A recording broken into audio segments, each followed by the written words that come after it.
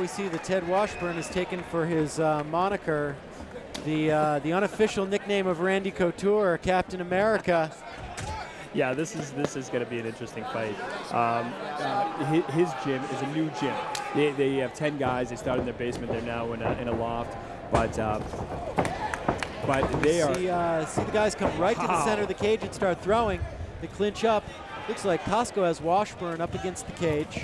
Yeah, he's pressing him pretty hard. Both these guys come out like little Tasmanian devils. They're both pressing the action hard. Oh, and Costco digging for the high crotch. Now he's got the double underhooks, and it looks like he's just going to try to bully him to the cage. Amazing balance by Washburn. He really was up in the air, but he has the balance. Delivers a nice knee to the solar plexus that obviously did some damage. He is 10 years younger than his opponent. So Costco is the more aged one here. Trading knees back and forth. It's quite an interesting battle of with the BJJ guy. When you see Costco there with a power double, nice and right into side control. And Washburn doing a nice job, digs back to half guard and is doing a good job of, he's digging for the guillotine. He has full guard now. But he's given up the guillotine in favor of taking that full guard, and it looks like I'm going to guess that he's not going to want to stay here very long. It looks like he's going to try to hold him down, maybe try to push him back and try to get back to his feet. And now Costco, well, a scramble ensuing. Costco on top inside of the full guard. Yeah, Costco used his Brazilian top team training right there to drop his weight a little bit and maintain it. He delivered some nice shots. Nice right left, and in a scramble takes his back, and a rear naked choke without even the hooks in. It's going to be hard to finish it from there, but the arm is under the chin, and there's the hook, and there's the tap. And it is over. That is a tap out. Brian Costco getting the win over Ted Washburn. This was an interesting fight. It's not often that you see somebody get the rear naked without the hooks in like that. I think maybe the last time we saw that was when Mirko Cro Cop did it to Pat Barry in the UFC. And he grabbed it like he was grabbing a headlock, and he just spun into it, locked it in like you said before the hooks were in, got his opponent onto his stomach, and it was over from there. It looked like both of these fighters were itching to end this one in a hurry. Certainly a good fight.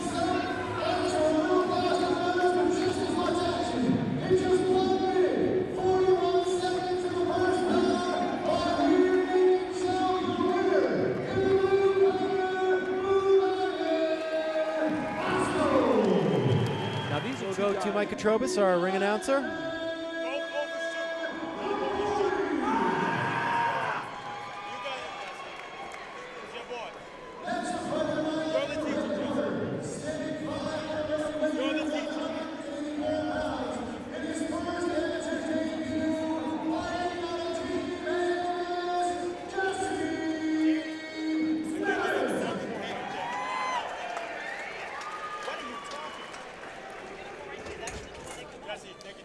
And we are ready to get underway here. The cage is closing. Referee Steve Rita calling the fighters together. The globe is shaking. This fight is underway. One of the things that has been a downside for Dan is that he really is a smaller fighter.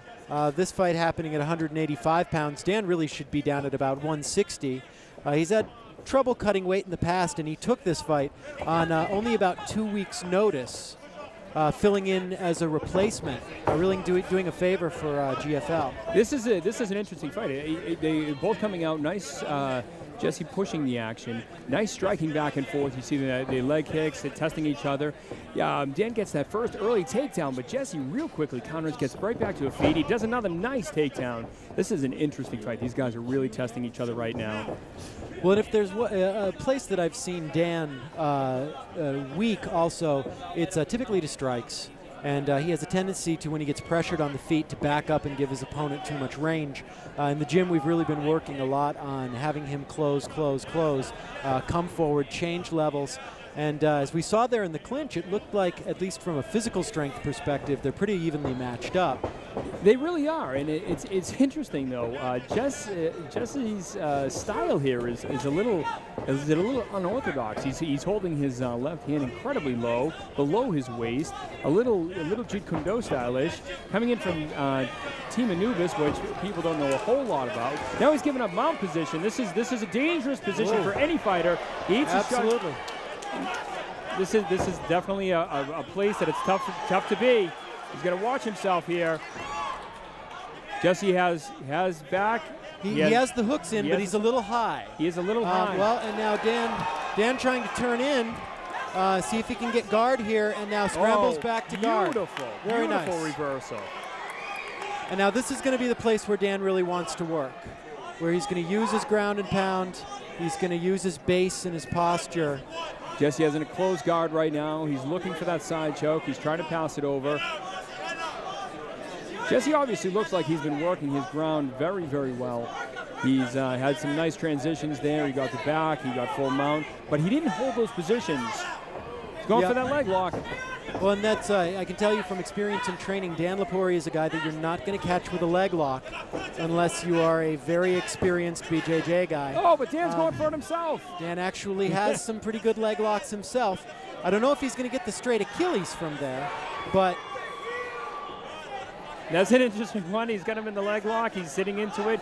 You got to watch this type of position. It's almost he gets right back into guard. He's got him pressed against the fence. He's in a real power position right now. Wow, Dan with a nice kick. He kicks back. They both get back to their feet. Whoa.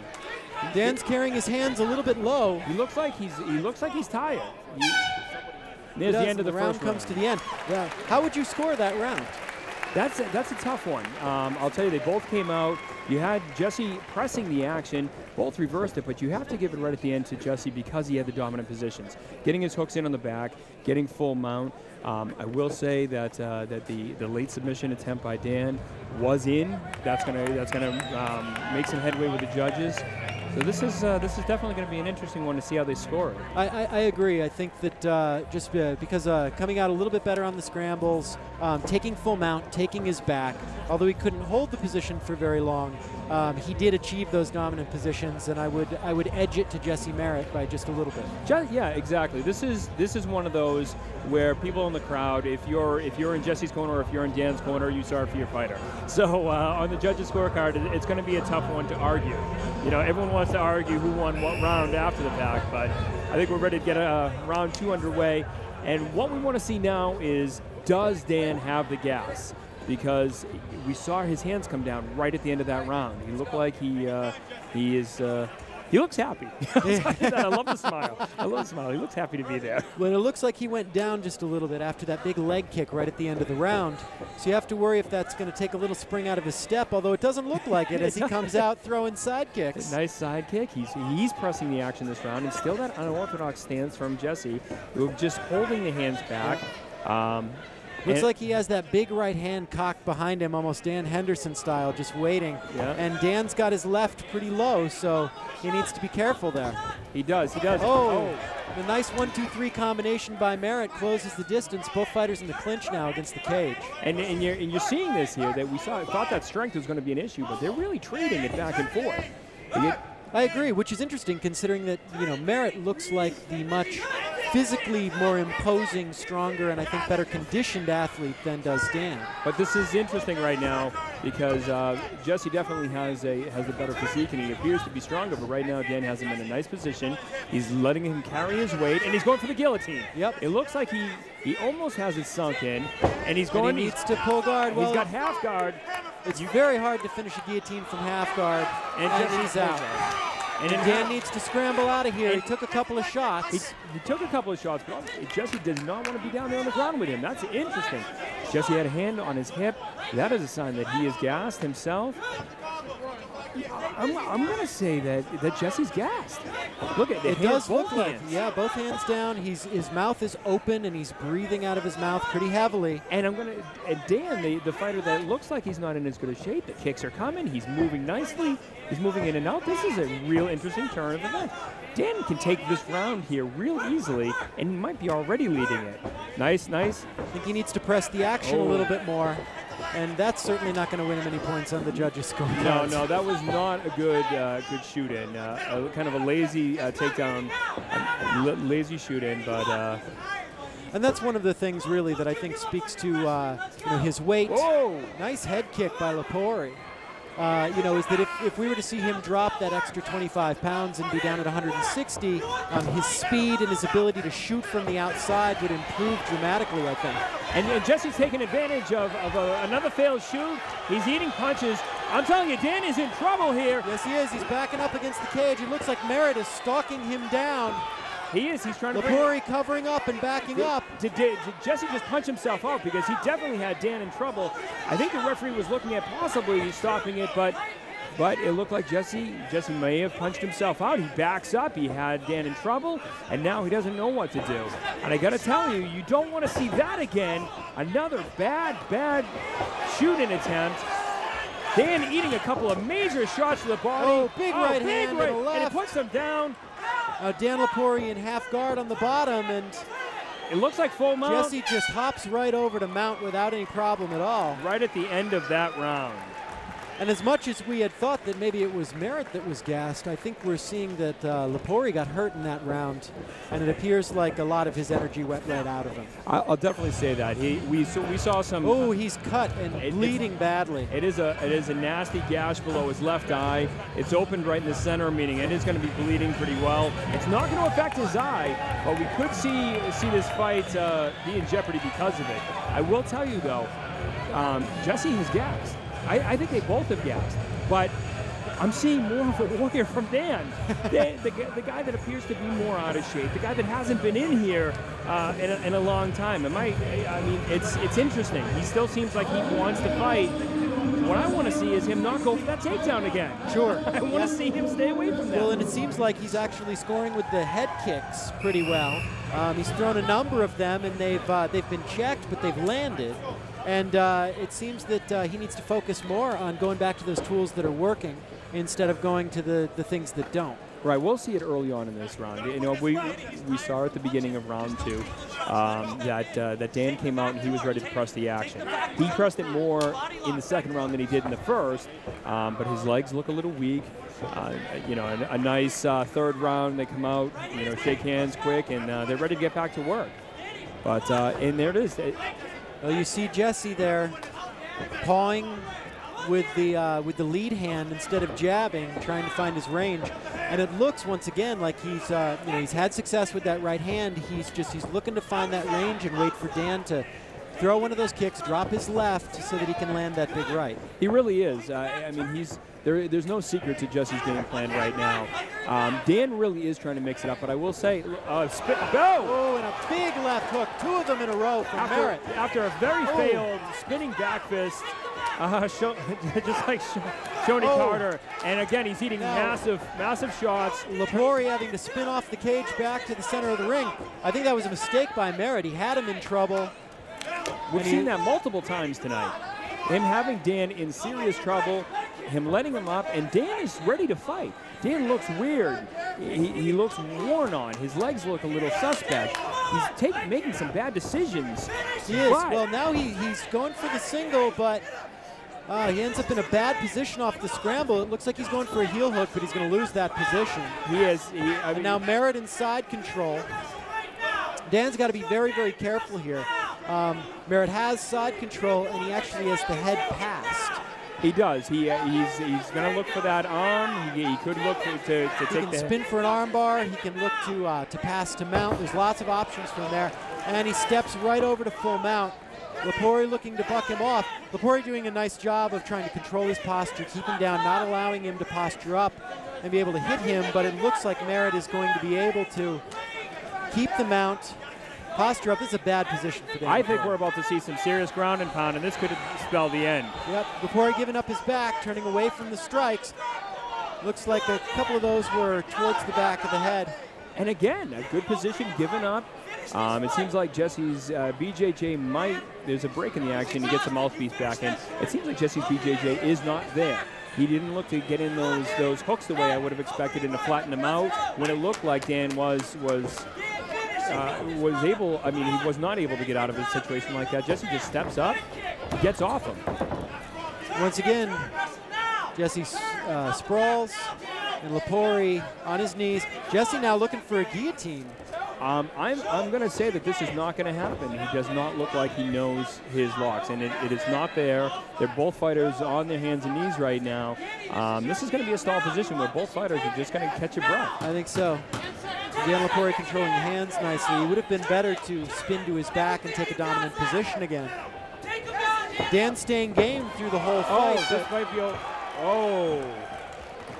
Oh, wow, what an ending to the fight. The bell rings just as he takes a massive shot. That is Dan taking the shot, and right at the bell, he face plants.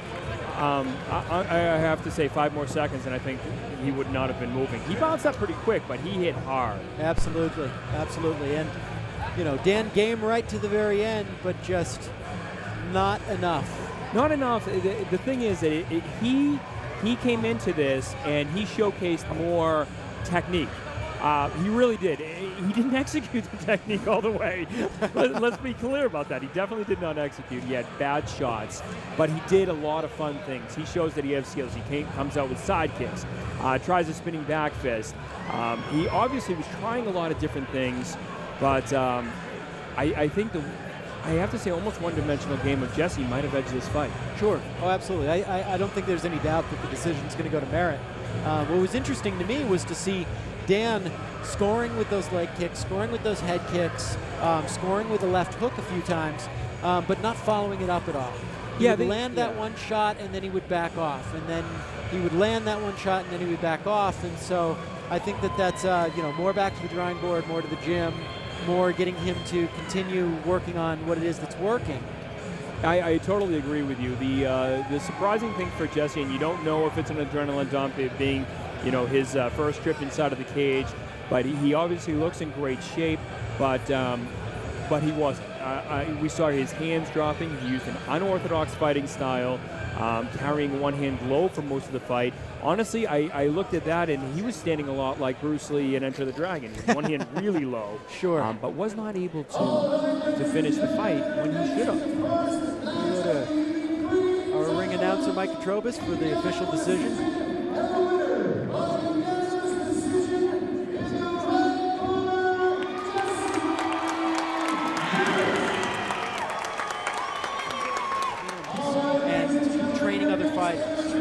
Yeah, and that is nice.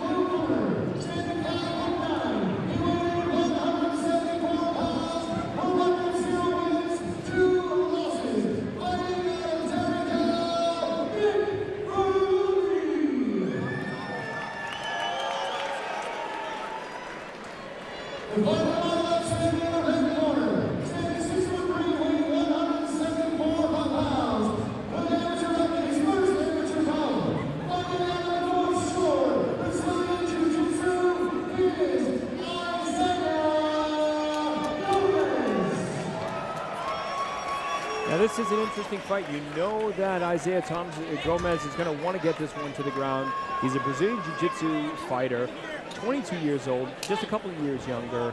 I should say 24 years old, a couple of years older. Well, and as I was saying before, one of the strengths of Troy Pickering, of Trevor Stone, Seacoast, who have been spending a lot of time working with Terry Dow's guys, is their catch wrestling and their submission game. And so when you put that catch wrestling into the base of somebody who's already got a good amateur wrestling background, you really, it's a good combination, especially against jiu-jitsu guys. Absolutely, and Nick is coming out with a lot of kicks, a lot of high kicks, nice different jab levels. by Nick. And he's showcasing that he's ready to press the action. Oh, nice inside leg kick by Nick Berube. He's keeping that forward hand a little low. Gomez has his hands nice and high. Gomez has the reach, and it looks like Gomez is just kind of, nice outside leg kick by Gomez. And that's what I think is happening, is Gomez is waiting to get that range. He's seeing how it is that Nick moves. Oh, nice side kick by Berube. Yeah, Berube was talking earlier in the night about the fact that he needs to fight guys more his own size. We have a guy here in Isaiah Gomez that definitely has the height advantage and the reach advantage that comes with it.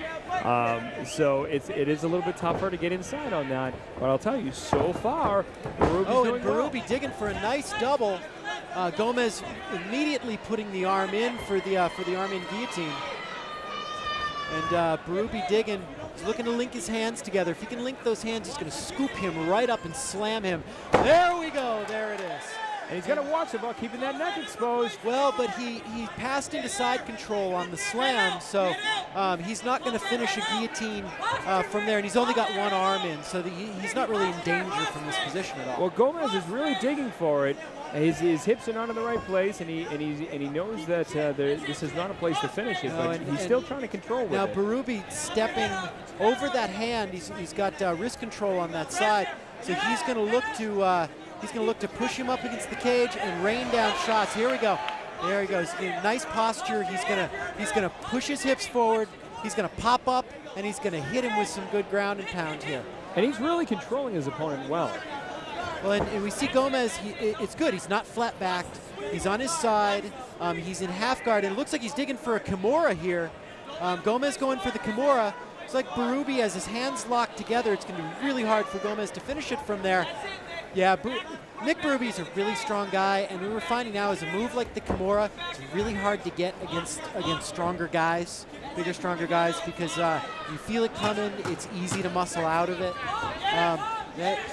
Berube still on top with a 1, 2, 3, 4, 5, and Berube just teeing off there. And as the round comes to an end, what we saw there was we saw classic ground and pound. He held his opponent down, and I'll tell you though, what you saw was you saw Isaiah Gomez wanting to stay where it was. He was trying to pull him in. He was trying to start to showcase his BJJ skills, but he was just being overwhelmed by power. It's really, really difficult, for a lot of Brazilian Jiu-Jitsu guys to deal with a really strong wrestler with good base, and that's what Nick Berube has. I think that Gomez actually probably has it better on the feet. He's got that range. He landed a really nice leg kick. He landed some straight lefts. So, we'll see what happens in this round, but he's got to be careful, because if he allows Nick Berube to get that double leg and scoop him up, I think it's going to be a long night for him on the bottom. Absolutely. That's it. I think he wants to be on his back. I think he wants to be there, but if he is near a fence, it is going to be a problem for him tonight. And I agree with you. I think that the fact that Gomez has been working a lot more with a professional Muay Thai fighter is really, really benefiting him on his feet. He's not as anxious to get it to the ground. Well, so we're going to see what sort of adjustments that Gomez is going to make. You see, Berube, it's so interesting to me. This is something I see in training with him all the time, is he takes an almost sideways stance. He blades his body. Nice inside leg kick by Berube. And that's really unusual, especially for a wrestler who likes to be more squared up so that he can shoot. Yeah, this is right now. It seems like they're settling into the second round, just trading light shots in their feet. Berube nice, up on his toes, good movement. Just kind of pacing it. Oh, nice straight right by Nick Berube. Nice side kick by Nick. It's the second time we saw it tonight, and I liked it both times. It was appropriate. He doesn't just throw. Oh, nice body kick by Berube. Berube's really landing with that left leg. A lot of guys, they go to throw the side kick and they'll do a sort of traditional shuffle step, and it's really easy to see it coming. And for a guy who's got a little more length, it's also really easy to just absorb it and come in and land like a straight right or an overhand right. What's nice about Nick is he's got a really low stance. It looks like Nick is hurt. Nick is hurt. Nick's leg is hurt. He ate a leg kick, and it looks like he picked up his leg and was rubbing it there. I think he may be injured. And you see the referee trying to take a look at it. He came in. It doesn't look like it's broken or such, but Nick is definitely in trouble. Nick getting the takedown. It looks like Gomez is going for that arm in guillotine. I don't think he has the guillotine from here. No, definitely not. Although Now he has butterfly guard. He's got one hook in, and this is exactly the sort of position he doesn't want to be in. This gives Nick the opportunity to tee off, although Nick has to be careful. If he allows himself to get broken down in the guard, then the chances that he's going to get caught in a submission go up significantly. They really do, but he's doing a good job. He's passed into half guard right now. The problem is on their feet. You know, he obviously cannot take another kick to that leg. Sure. He's only taken, I think, 2 tonight, but both of them landed with a thud. We know what that means. He ate all the power in that leg. Anytime a fighter stops fighting to rub his own leg, we know it's a problem. Sure. But right now, he's imposing his will. Well, and that's one of the drawbacks to taking that bladed sideways stance that he has, is that it does allow him to land these sort of sneaky side kicks and things, but it makes it virtually impossible to check the outside leg kick. It does, but what we're seeing right now, where Nick is going back to his bread and butter, what we saw in the first round. He's got his opponent down. He's on top, pushing him back into the fence, and we're going to go back to see more ground and pound. And this really is where Nick needs to be. Absolutely. Yep, and Nick doing a really nice job now, landing 3, 4, 5 right hands in succession and passing into side control again. You know, despite the fact that he ate that big leg kick and it obviously didn't hurt him, I think he once again dominated this round. Yes, yeah. This is 2-0 going into the third round. Isaiah Gomez needs to do something, and he needs to end this fight if he's going to win it, because he's down 2 rounds at this point. Nick Berube obviously hurt. They're rubbing that leg, but as tired as he looks, I don't think he is. I think he's got more game left. He's been smart about the way he's fighting. He's seen where he can do the damage, getting his fighter on the ground, in the cage, ground and pounding. And it's also interesting to note that each time that he's done it, he's brought the fighter to his corner. Absolutely. So it's been right in his corner. He's getting that encouragement, those instructions right to him. And you can see him over there looking right at Troy Pickering and Terry Dow, listening to their instruction, taking that and executing that.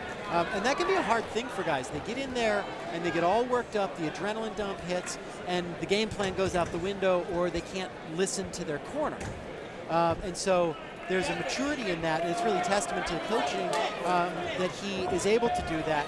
Bring him over there and to listen to, listen to his cornermen and take the appropriate action. Now, I'm taking a little bit of a look. I'm wondering if it's a leg or a foot issue. Nice. Maybe not. Well, and he throws a nice head kick. You can see him. He's looking down and he's looking to check that kick.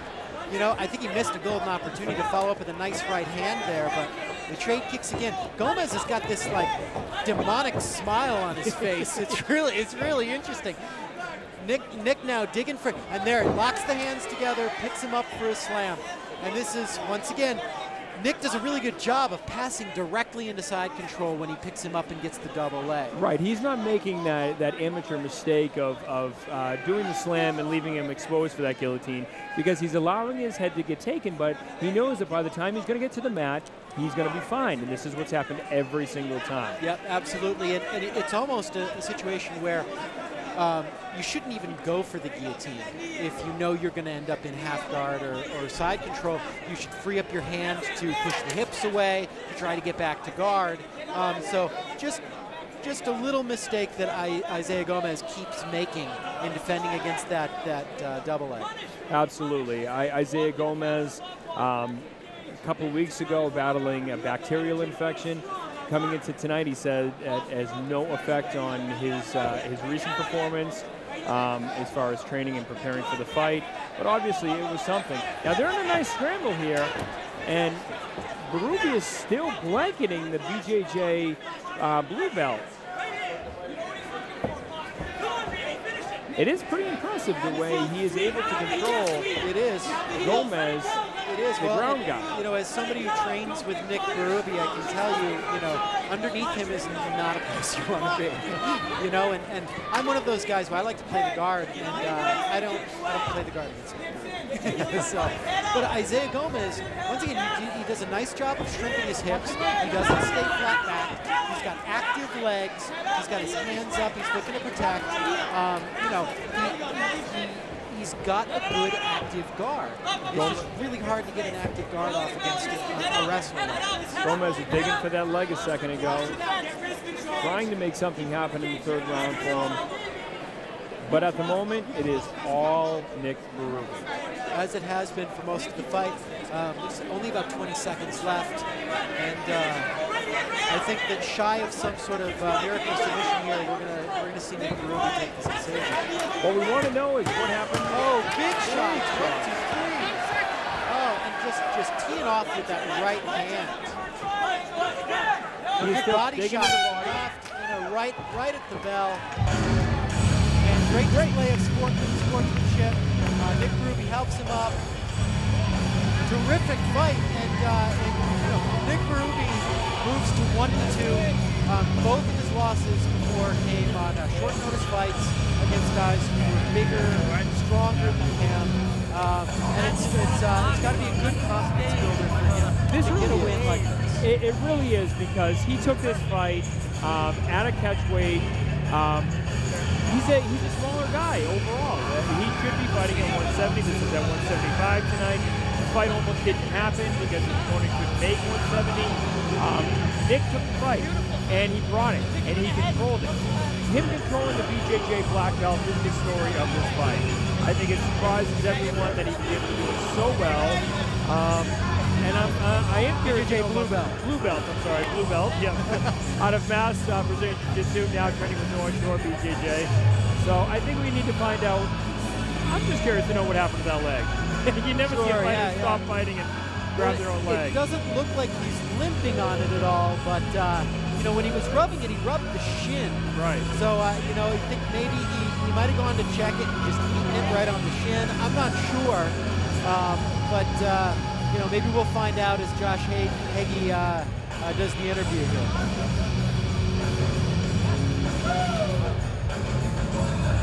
So far, not one boring fight tonight. No, not at all. Really good shows.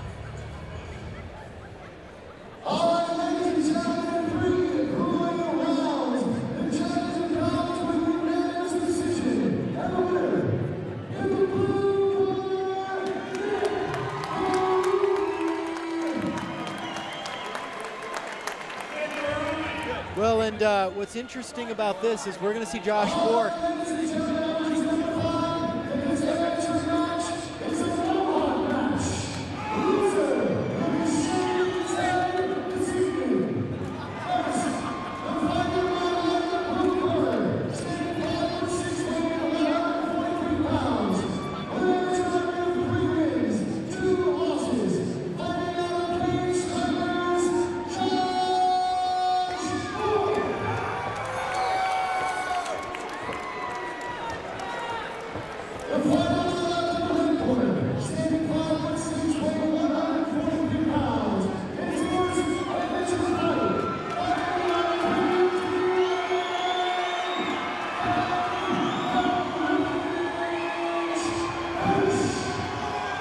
Both of these guys are ready to go. I am excited for this fight. It's the first ever GFL Mohawk match. Loser shaves his mohawk, and I'll tell you, Josh Bork's trademark red mohawk is the thing that sets him apart, and I have never seen his hair as big and high as it is tonight. And he's starting off. Oh, nice big right hands from Kirsch. And Bork digging for a takedown. He's got his hands locked together. He's going to get that double leg. And Kirsch immediately goes to that Armin guillotine. But once again, Bork is inside control. And at this point, it's just a control move. It really is. I think it's interesting that Bork was able to get the takedown. And I think he just needs to settle down right now. And he's going for the crossface. He's doing the right thing. He's going for the crossface. You have to wonder if the mohawk is making it hard for him to get his head out of there. It is a little bad like. But he's going to get out. He's working here, but I don't think Kirsch should be wasting his energy here from this position, because he's going to burn his arms out. And sooner or later, Bork is going to get out of there. Or he may be trying to stall. Kirsch may be trying to stall at this point so that he can get a stand-up. He landed some vicious right hands on Bork. He really did. He got the better of the striking early on, but he doesn't look like he's trying to regain guard, which is what he should be doing if he wants to hold on to that neck. Absolutely. Well, and Bourque, there he goes. He's going back to the cross face. He's got there he goes, and now he's out. And now Bourque is going to look for some hammer fists. He's going to look to pass and take mount here. And Kirsch's back is flat. He doesn't look like he has an active guard. He's finally starting to shrimp in a little bit, but. And now Josh going to that sit-through side control, that more wrestler scarf position. Now he's transitioning to a more traditional BJJ side control. He's actually got his legs the wrong way. He needs to get his right hand up by the hip and get his left leg out to put his weight down on him.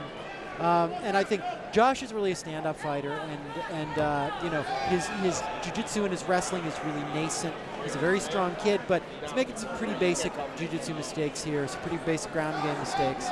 But it looks like he's really trying to dig for this. It almost seems like he wants to control and show that he can control. Yep. He's stepping over right now. He's looking there, and Kirsch did a nice job of framing with his elbow and pushing the hip away. Josh obviously has some passionate fans here tonight. There he goes. Now see, that's a much better side control. He looks to pass to mount, switches his hips, and it looks like he's digging in there, trying to get that head and arm control. Interesting. You saw Kirsch just throw a knee to the body from the bottom. And Josh was doing really good before with some elbows and some strikes from the top. He's not really doing that work now, but now he looks to pass. He's got knee on stomach with a 1-2 before the bell. That was interesting. You had the knee on belly and both guys delivering hard shots as the bell rings.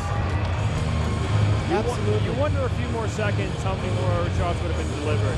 How do you score this first round? You know, I think personally I would give it to Bourque. He did eat a couple of big right hands, but he recovered from them very quickly. He wasn't in serious trouble from them. He got a big takedown and he controlled you know, 3/4 of the match, if not more, from top position on the ground. Yeah, he definitely got that control. But there was such an amount of time passed where his head was caught, and you just saw Ken Kirsch holding it in there, controlling that. And you wonder if the judges are going to see the shots and see that and say, well, that was the only significant thing that happened. Sure. I would agree with you. I would give that round to Josh Bourque because he did have that control, and especially with the knee on belly at the end, raining down those shots.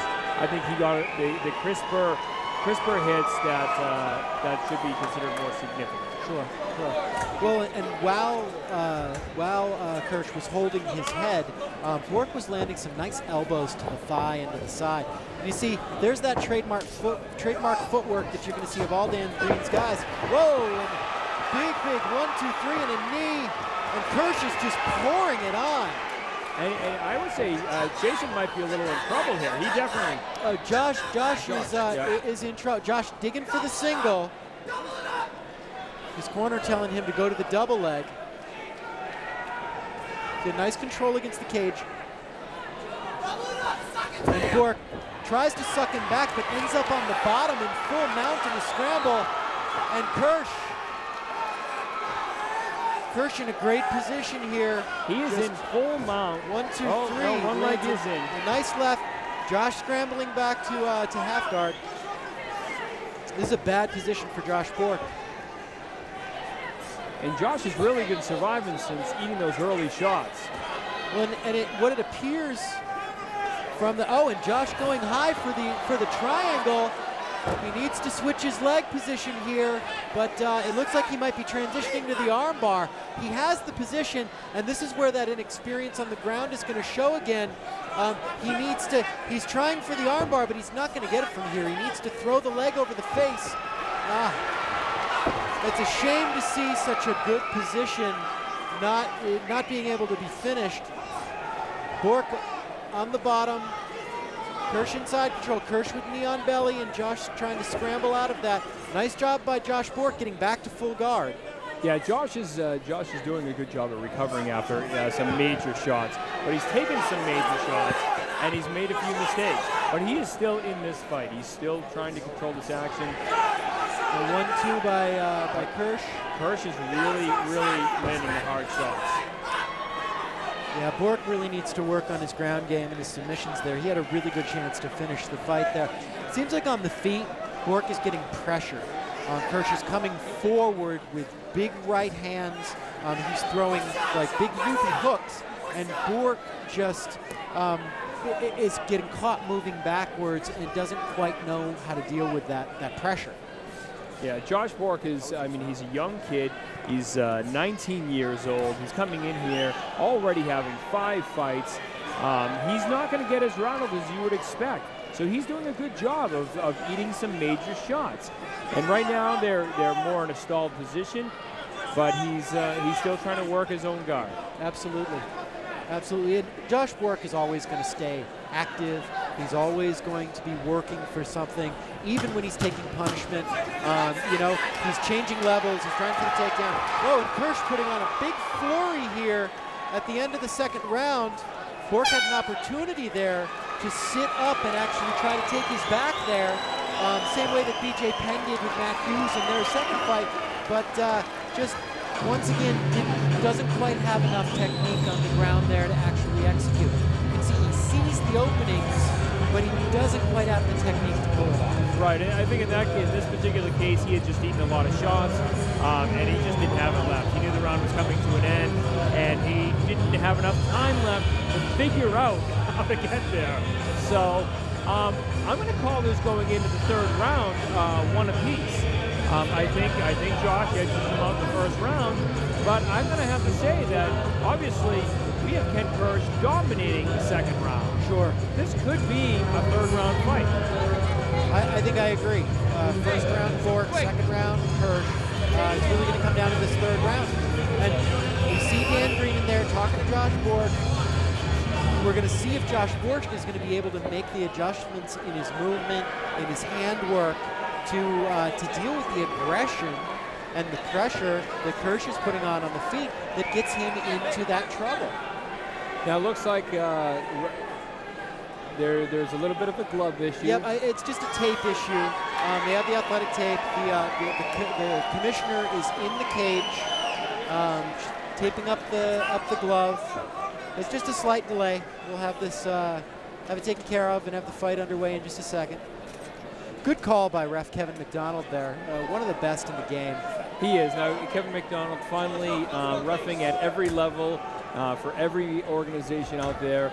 Home where he should be here in the GFL. Round 3 is finally underway. We see nice straight left by Bork. Good movement. Bork needs to be careful. He's circling to that power hand again. Oh! Nice left by Bork, and a left and a right. And now Bork looks like he's digging for the double, although his left hand is more of in a bridge position there. There we go. He's got his hands connected, and Bork is going to pick him up and slam him. Nice job by Kirsch using the gut wrench to stuff the takedown. And we'll tell you, Bork should remain on his feet here after that massive hook that he just landed. Nice knee to the inside thigh. It looked like it was actually right on the knee by Bork. Now Bork with the single, and the question is, can he finish this? He's trying to drive through. They end up back in the center of the ring. I don't think he's going to finish this here. Nice knee to the body by Kirsch. And Bork it looks like he's not going to give up that single. You know, he's tenacious. Now he's got the double. He's got the hands hooked. There's the slam. Nice. And Josh Bork is in Kevin Kirsch's guard, but he looks like he's ready to open up. Well, and Kirsch is not really doing much to break Bork's posture down. Here's where Bork needs to posture up and use his ground and pound. He has a wide open guard to work with right now. Bork not really looking to pass. There he goes. Now, okay, Bork's got one knee up. He's landed some right hands. You can hear his teammates. Yeah, the rally cries are starting. Yep. Got Chris Facette behind us here, former GFL fighter. Really rooting for Josh Bork, and Bork doing a good job of controlling from the top. But once again, he's not taking advantage of the opportunities. Well, and there we go. And now we have Kirsch going. Looks like he's going to try to turn for a knee bar here, but I don't think Bork is going to give that to him. No, Bork is doing a good nice job. right and left by Bork. Big right hand from standing position. And Bork is doing a good job of maintaining his position now. And it looks to me here like Kirsch is starting to fade. You know, we had a fight that was even with Kirsch taking the first round, or the second round, Bork taking the first round. This third round really is going to decide the winner, and it looks like Josh knew that and really came out, is pouring it on. Kirsch is starting to wilt under the pressure. Bork is really, what he's doing though is here comes a triangle. Josh Bork has to be really careful here. And Kirsch is looking to lock that up. He's hooking the leg. And he lost it. Oh, and here comes the scramble. It looks like Josh has to be very careful here, or Kirsch is going to end up on top. But it's a little bit too late. And I think Josh Bork takes that third round and keeps his mohawk. And keeps his mohawk. Would have been a shame to see him have to shave that mohawk. But honestly, this is one we're going to have to wait to see what the judges say. Well, what did they see in the first round? Right. And that's really what it's going to come down to is, did they see Josh Bork's top control in the first round to be enough to make up for those shots that he ate early on? It's really going to come down to who won that first round. Second round, clearly Kirsch. Third round, clearly Bork. Going to come down to that first round. Yeah, and this is, you never know what happens with the judges. You never want to see it left in the hands of the judges. But from our standpoint, I say we call this in the favor of Bork. I think he did enough to take this fight. Yeah, I absolutely agree. You know, and it's just gonna come down to, did the judges view that initial flurry in the first couple seconds of the first round that Kirsch landed to be worth more or less than Josh Bork's real dominance from the top, although not really doing a lot of striking, having a lot of damage, but really controlling from the top for the majority of that first round. Absolutely, and Ken Kirsch, let's hand it to him. He's 30 years old, coming in for his first fight versus a 19-year-old that's already fought 5 times. What an amazing fight! An amazing second round for him. He really controlled it and was close to ending it, I think. Absolutely. Well, it looks like the judges are taking a little bit of time to render their decision here. And you always have to wonder, what we're seeing right now is it being explained. It being explained to the ring announcer. Yeah. Well, and I see referee Kevin McDonald sort of crossing his arms. He has that look on his face. This might be an interesting decision. You know, it's never a good thing to see that look on the face of the announcer and the ref. No, it is not. No, it is not. So we're going to find out what happens here. And they're conferring. GFL President Dan Bunnell in the ring. Dan Bunnell, former GFL fighter, former WCF fighter, one of the top-ranked 135-pound fighters in New England, GFL president, GFL matchmaker, just one of the most knowledgeable and experienced guys in the game in New England. And I'll tell you what I'm seeing right here. I'm gonna guess that we're gonna hear that we have a split decision. There was too much discussion going on. Yep. Now we're going to go to Mike Kotrobas for the official decision. Cross your fingers, everybody.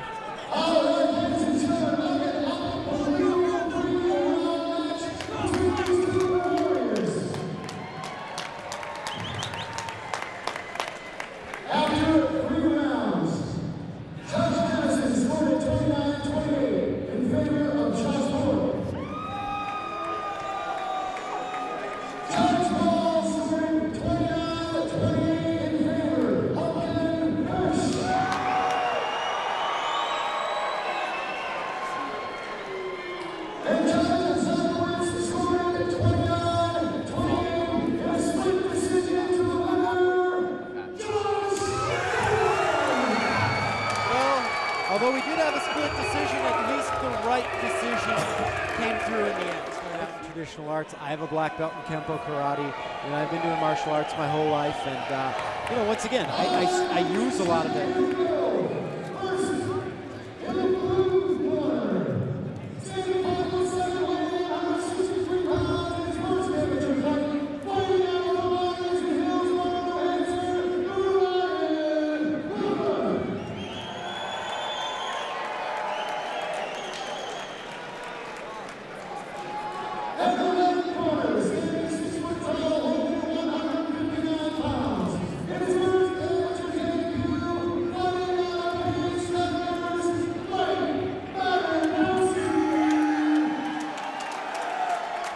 More of a reception for the cage striker, Mike Matakowski.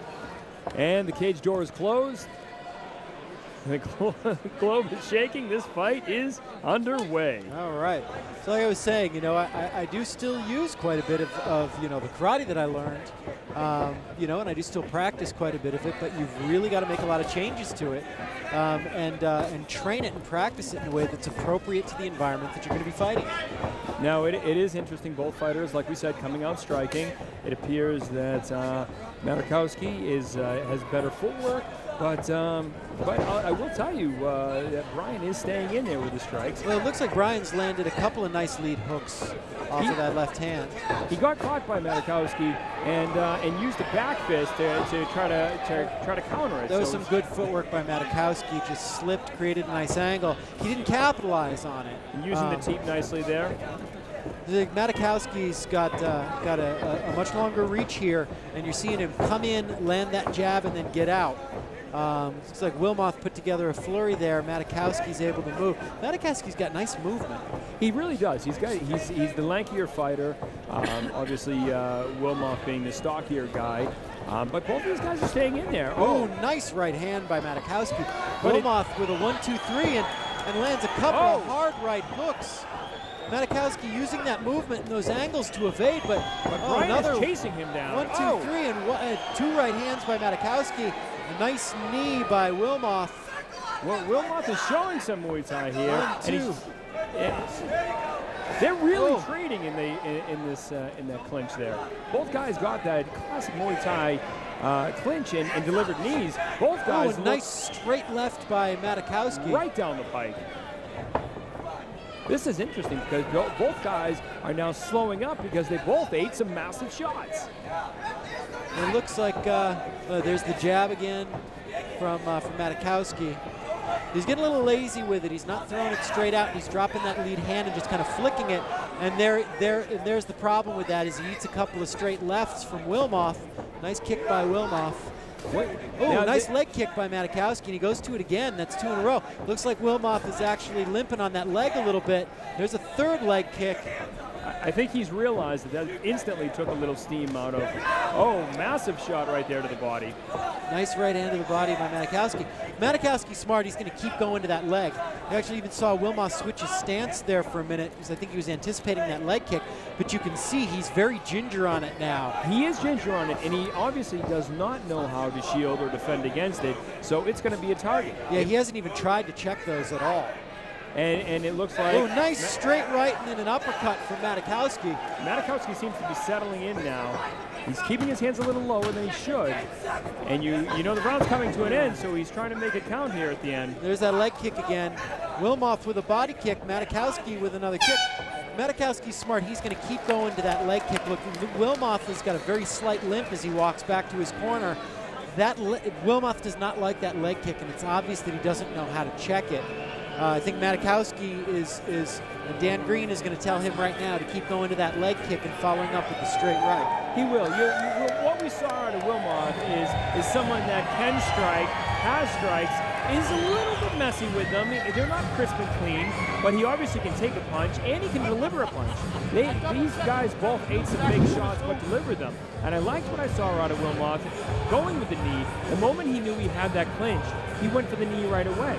Now, Matakowski, as a good cage striker himself, delivered his own, so they went back and forth a little bit there. But they both showed some serious stand-up skills.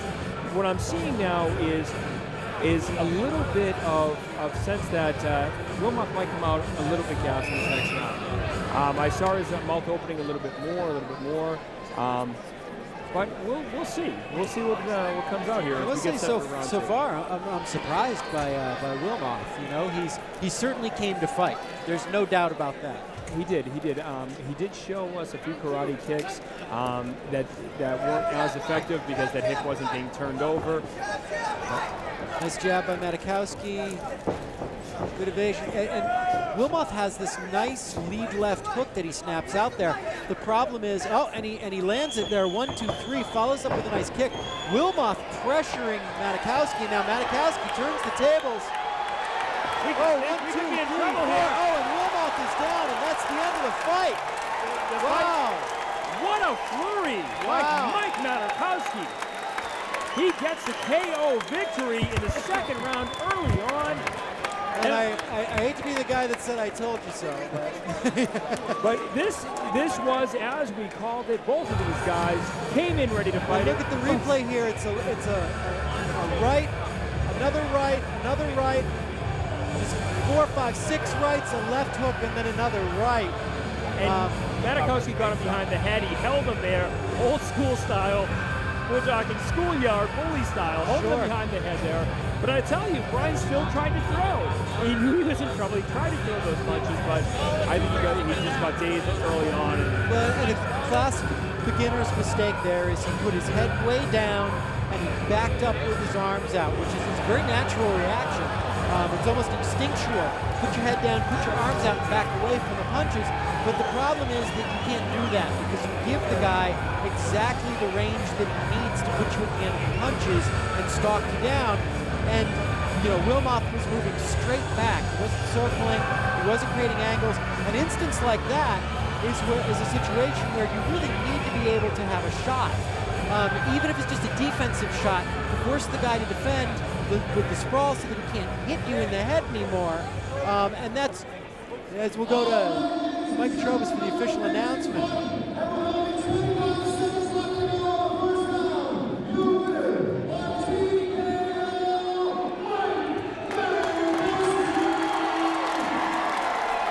Matakowski getting the TKO victory.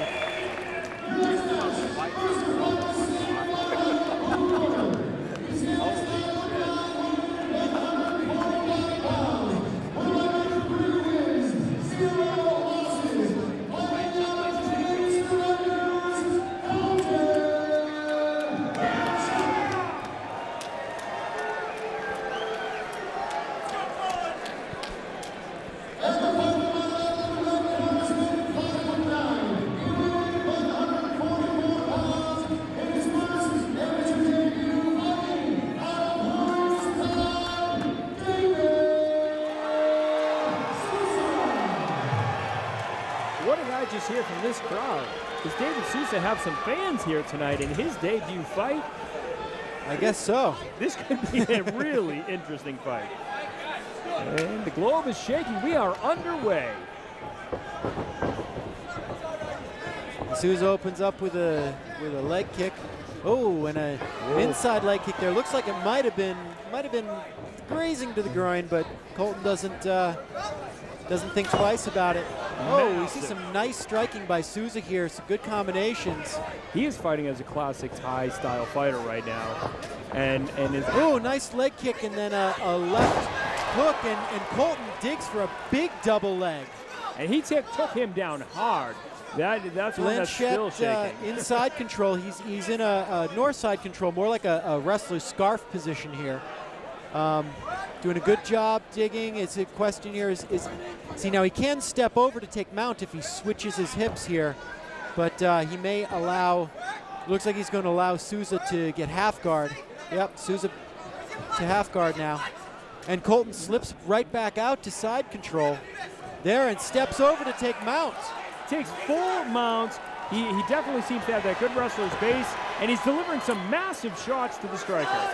I see a big, whoa, and Blanchette spins for an armbar. It's locked in there. And big slam by Sousa, and another one. And that arm is out.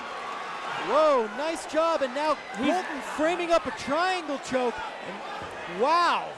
Another big slam by Sousa, but Blanchette is tightening that up. I think Sousa's in trouble here. That's a deep triangle. But he's eating some massive shots in the meantime. He's got that arm extended as well. I think the tap is coming here in just a second. There's the armbar. There's the tap. Colton Blanchette by armbar. Beautiful transition from the triangle to the armbar. This fight is over. Wow. What an ending. What an exciting fight. That is the way you want to see it done. Both of these guys came, they brought it, they left it in the ring.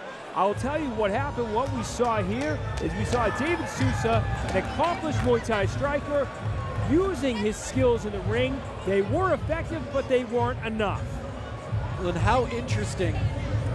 It appears to me that Cage Strikers has a jiu-jitsu coach.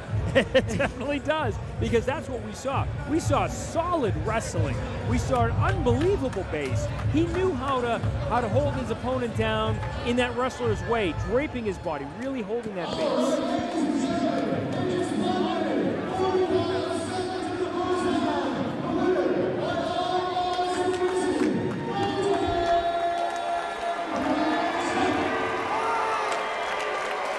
But I would say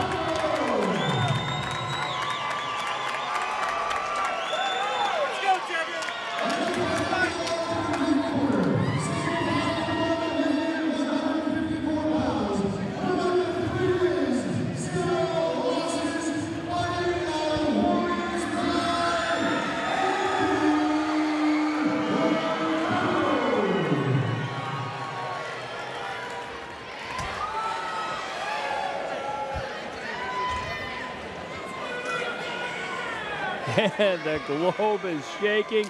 We are underway.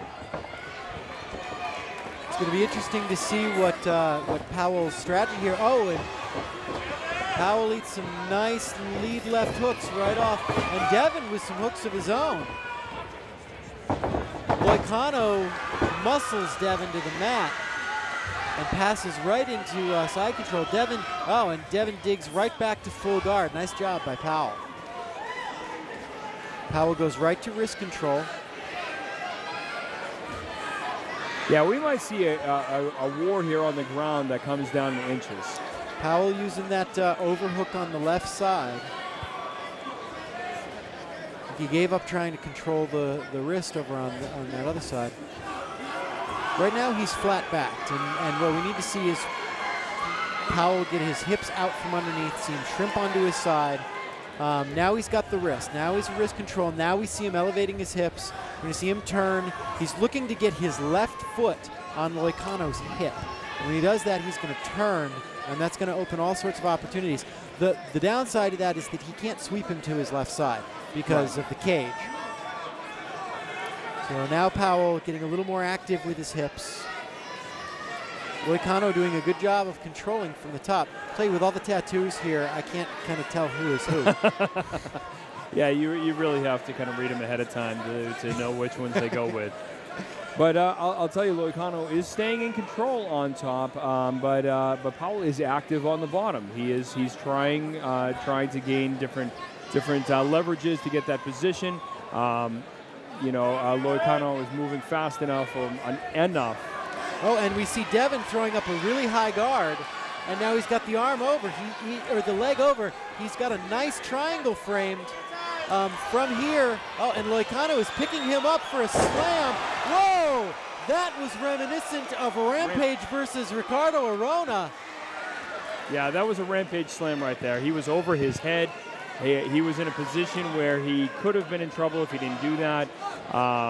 It was a pretty intense slam, one that might have even taken a little bit out of himself.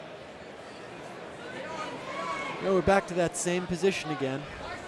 Powell now doing a nice job of controlling, trying to get that high guard again. And once again, and Powell throws that left leg over. He's going to look to frame that triangle. Now he's going to look to hook that leg in order to avoid the slam again. Powell has a good hand on his, and now it's in. It's not really deep, but it is locked in. And now Powell, he's adjusting. He needs to be careful that he doesn't get picked up here and slammed again, but Loicano is in trouble. Powell pulling the head down. Trouble. This is dialed in. It's only a matter of time. We're going to see a tap here any minute. Oh, and Loicano is saved by the bell. Wow. Wow. Now, that is a round that you really have to wonder, how do you score that? If you have a judge who is a Brazilian Jiu-Jitsu guy who is going to give credit for submission attempts. You might give that a 10-8. Yeah. You could say that fight was almost over. 5 more seconds, that could have been over, but you're right. Yeah. That is a fight where you have to say, how do you score it? Because it's obvious that Loicano was in trouble at the end of that fight. And I mean, though he was on top a lot, he was constantly defending. Devin was always creating opportunities, and I think that probably, at least in the judges' minds, that round's going to go to Loicano. It's a tough one. Yeah, I would say Loicano might get the nod with this one, especially with the massive slam and getting the fight to the ground and remaining on top. But it's a tough one. The way Powell had him in trouble at the end of that fight goes a long way in some judges' minds. Here we are. Powell comes out to the center of the ring right away. They're trading some nice shots. Powell with the left, right, and Loicano right to double underhooks. And that takedown again. Devin's coming in too close with those shots, and Loicano's closing.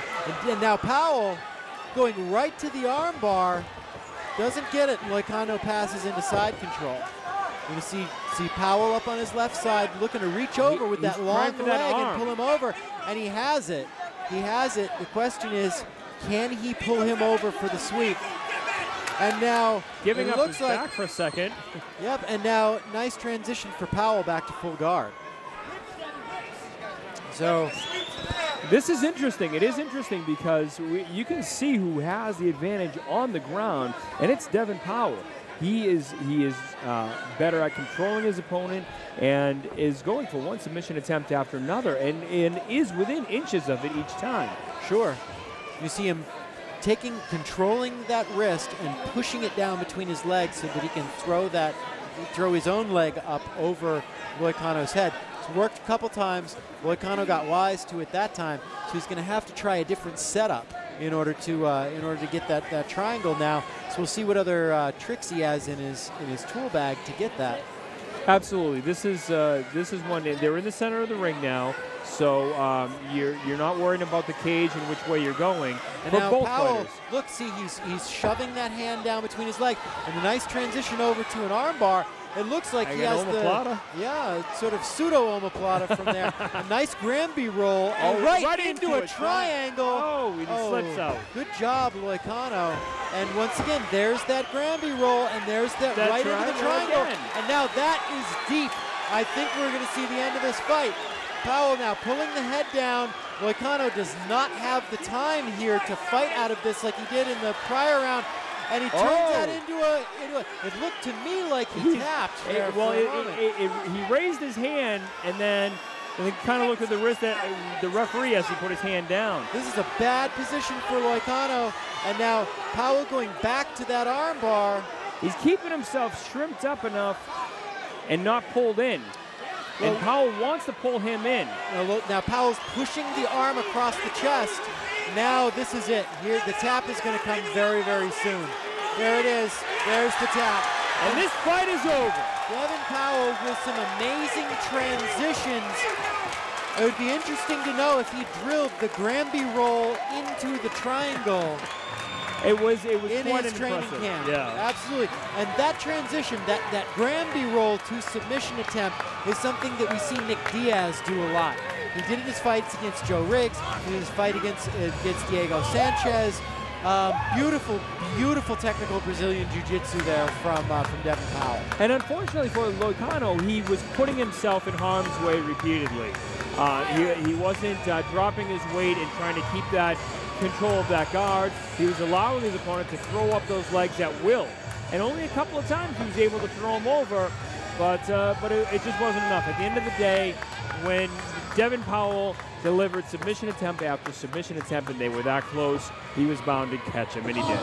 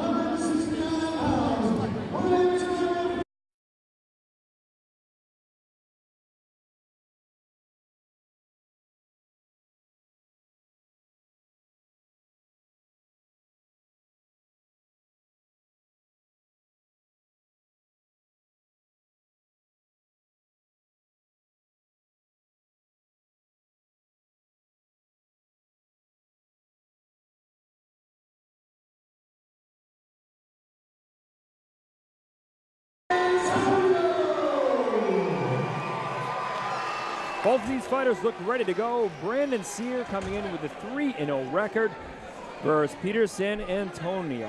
Well, and Brandon Sear, another one of my training partners, another guy from Team Terry Dow, another guy who's been working a lot on his jiu-jitsu and his ground game with Troy Pickering. And and Brandon lands a nice combination. And he dropped Pete. Now Pete with a massive slam. Oh, but nice, Brandon ends up in top. reverses. It looks like Brandon's digging for a guillotine, but no, now they're back to the clinch. These guys are throwing haymakers. Oh. Let me correct it. They were all those strikes were right down the pike, and they were landing them. Well, if there's one place that Brandon has been vulnerable, it's the straight shots right down the pipe. Although we don't see him. Whoa, nice head kick by Brandon. Nice straight left. He's carrying that front hand a little low. Good body kick by Brandon Sear. The straight left again. Brandon with a nice wide stance here, and you're going to see him. You're going to see him use that left hand normally to set up shots, but it looks like Brandon is content to stand here. And Pete diving in with that big shot, and it works for him early on because he drops here with it. But you kind of wonder if he's going to continue to go back for it. Well, and you see that San Antonio has a front headlock there, and Brandon with a nice right-left combination. Brandon doing a good job to circle to the outside. Little blood coming from Brandon's nose. Yep, looks like Brandon might have a broken nose. And he's trying to, and he has those shots. Oh, and there's the shot. There's the double leg. That's real signature Brandon Sear right there. Really good at timing his opponent's strikes and coming in right underneath them for that power double leg. So San Antonio doing a great job of getting back to the feet, and Brandon has lost his mouthpiece. And the blood is definitely flowing.